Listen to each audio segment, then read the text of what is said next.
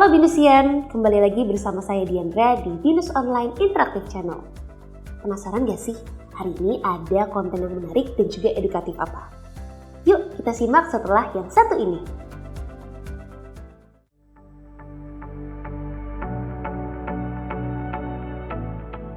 Halo, perkenalkan saya Afifah Widodo Putri, saya dari mahasiswa Binus Online Sistem Informasi dan saat ini saya bekerja sebagai salah satu ASN di instansi pemerintahan. Kebetulan saya baru banget join di Binus Online, baru sekitar sebulanan. Belum ada begitu peningkatan signifikan, tapi saya udah belajar banyak. Contohnya salah satunya adalah manajemen waktu yang dimana itu terpakai juga di dunia kerja. Salah satu struggle-nya itu dia tadi, manajemen waktu, pembagian waktu karena dibarengi dengan kerjaan, dibarengi juga dengan tugas-tugas kuliah. Mungkin struggle-nya adalah saya harus lebih bisa menempatkan jadwal-jadwal agar semuanya terkerjakan dengan baik dan selesai gitu. Harapannya semoga aku tetap konsisten belajar di Binus Online karena ini butuh konsistensi yang sangat luar biasa, dan aku berharap semoga aku dapat memberikan kontribusi sedikit banyaknya kepada kampus. Dan juga semoga Binus Online semakin banyak peminatnya karena selain belajarnya fleksibel di mana aja, waktunya juga fleksibel. Nah, kalau sebelumnya Binusian sudah belajar bagaimana dasar-dasar dari aplikasi Draw.io, kali ini kita akan belajar tentang gimana sih caranya membuat diagram use case dan diagram state machine lewat aplikasi Draw.io. Penasaran gak? Yuk simak di video yang satu ini.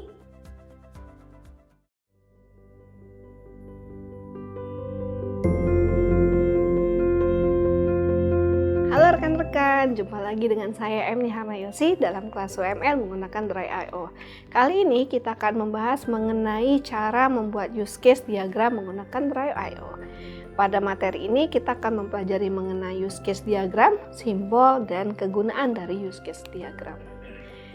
Use case diagram itu menunjukkan semua cara pengguna berinteraksi dengan sistem, dengan semua kondisi sebelum dan sesudah, pengecualian dan jalur alternatif. Diagram ini digunakan untuk menetapkan persyaratan sistem. Jadi di sini kita dapat menyajikan apakah itu sistem perangkat lunak atau interaksi dengan orang atau tim lainnya. Use case diagram tidak digunakan untuk tujuan penjadwalan atau perencanaan yang sangat luas karena bersifat sangat teknis dan spesifik. Namun, use case diagram bisa berfungsi sebagai landasan untuk dokumentasi teknis sistem. Setiap tujuan atau tugas yang ingin dicapai oleh pengguna dengan sistem atau program yang kita buat itu merupakan kita gambarkan dalam use case diagram dengan penggunaan yang terpisah. Nah, ada beberapa simbol use case diagram yang harus kita kenali, antara lain ada aktor, use case, penyimpanan data, dan bentuk-bentuk shape lainnya. Untuk aktor eksternal adalah pengguna atau proses eksternal berinteraksi dengan sistem. Ini biasanya diwakili oleh figur stick orang gitu ya, dan bentuk lain yang mungkin lebih mewakili sistem eksternal.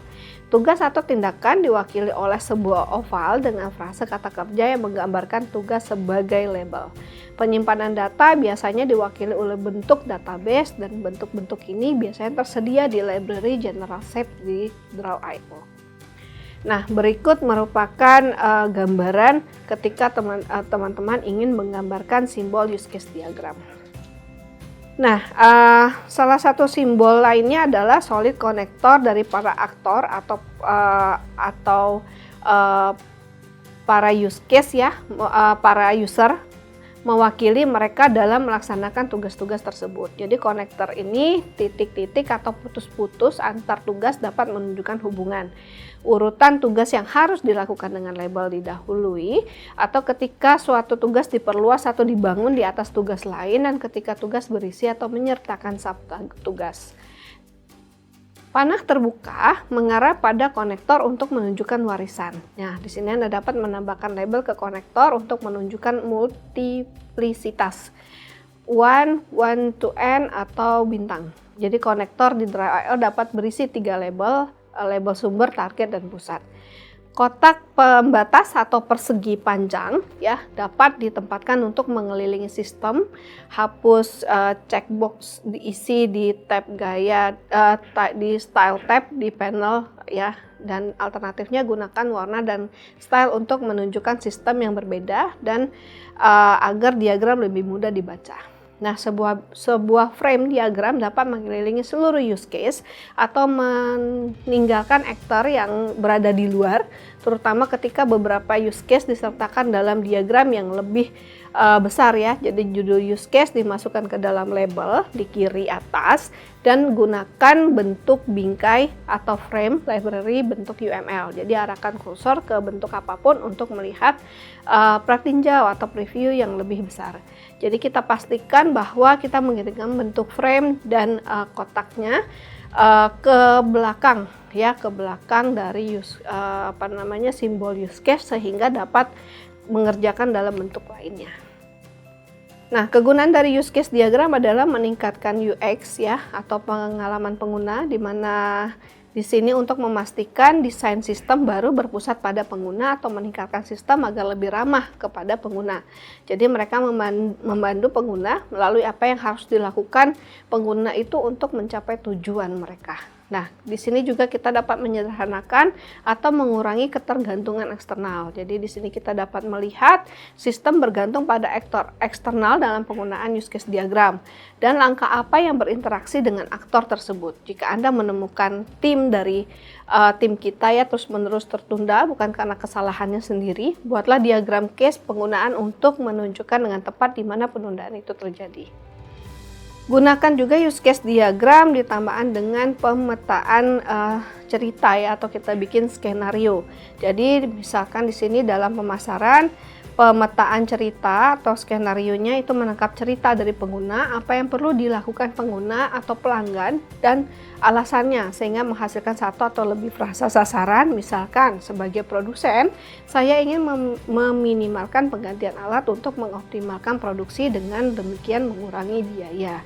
Nah, di sini kita bisa menganalisis use case diagram penggunaan sistem untuk melihat langkah mana yang dapat ditambahkan, diubah atau dihapus sehingga pengguna dapat mencapai tujuan dari cerita pengguna tadi dengan lebih efektif. Demikian pembahasan mengenai use case diagram menggunakan Drive.io. Sampai berjumpa di video selanjutnya. Selama 15 tahun Binus Online berkarya, Binus Online senantiasa memberikan pengalaman belajar bagi mahasiswa dengan memanfaatkan teknologi untuk mengakses informasi, koneksi, serta ilmu untuk peningkatan karir. Dengan semangat untuk membina dan memberdayakan masyarakat melalui pembelajaran online, Binus Online menghadirkan 15.000 konten pembelajaran untuk Nusantara. Melalui online.binus.ac.id/digital content, Anda dapat mengakses berbagai konten pembelajaran dengan ribuan topik di bidang manajemen bisnis, akuntansi, sistem informasi, teknik informatika, teknik industri, dan beragam topik lainnya. Mari bersama membina dan memberdayakan dengan pendidikan berkualitas untuk peningkatan karir bersama Binus Online.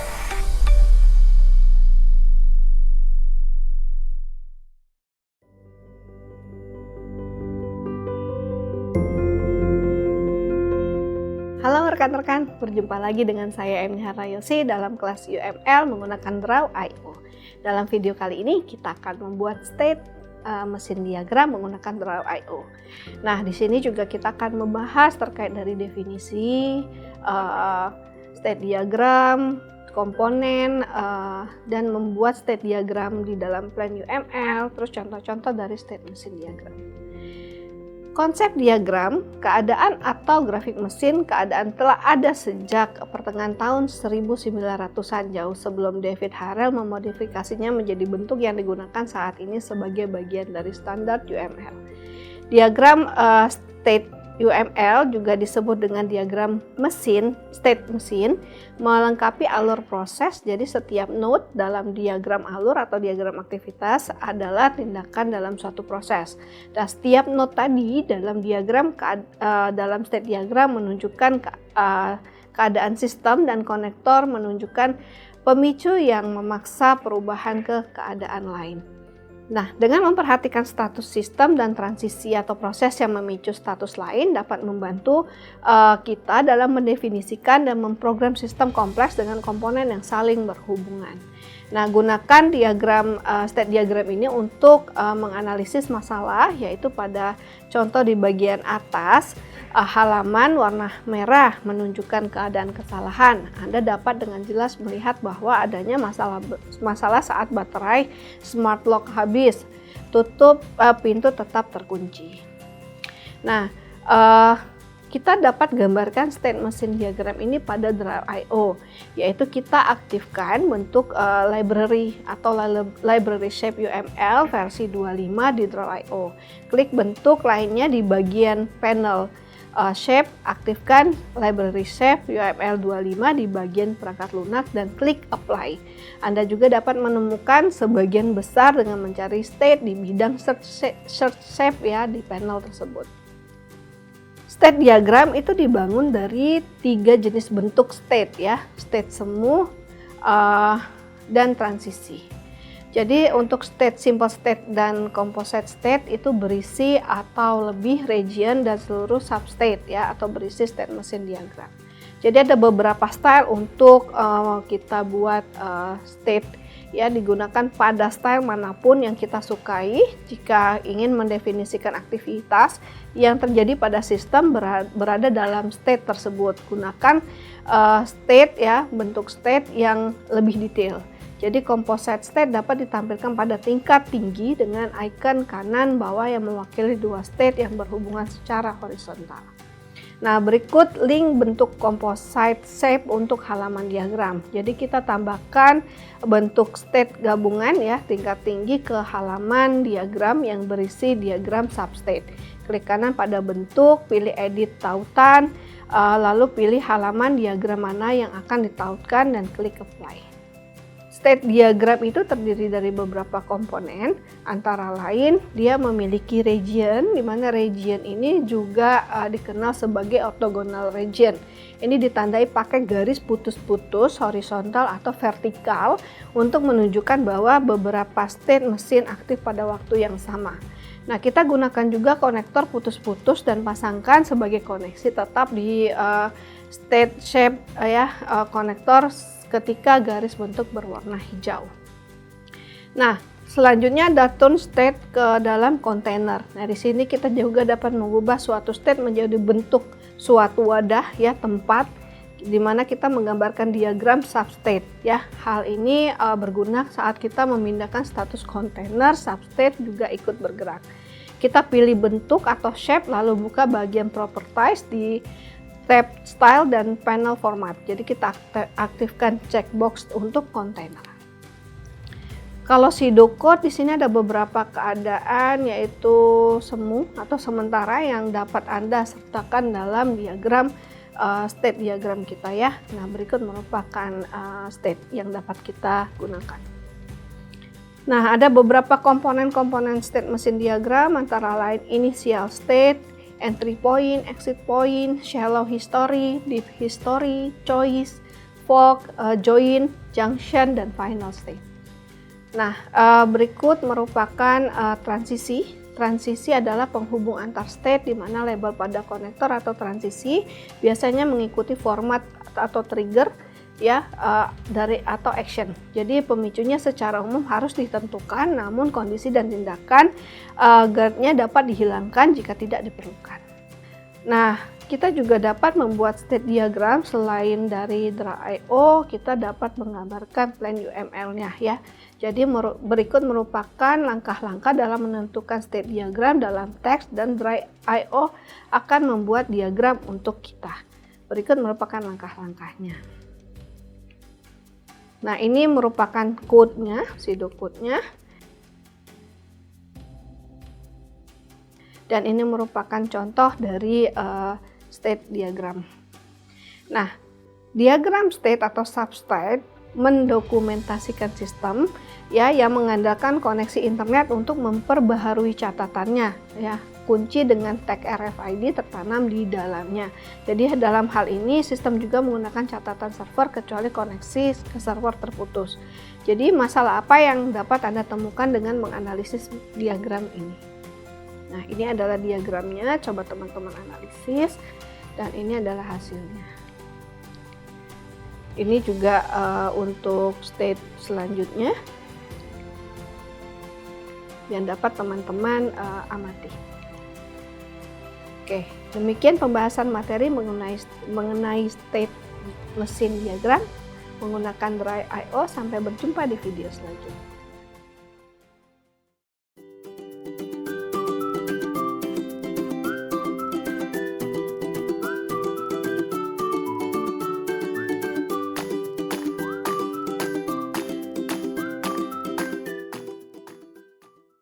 Binusian, udah tahu kan sekarang caranya membuat diagram use case dan diagram state machine dengan aplikasi Draw.io. Gimana menurut kamu? Gampang apa susah? Nggak cuma materi yang menarik dan juga informatif tentunya, ada informasi seputar Binus Online juga nih. Penasaran nggak ada info apa? Yuk kita simak!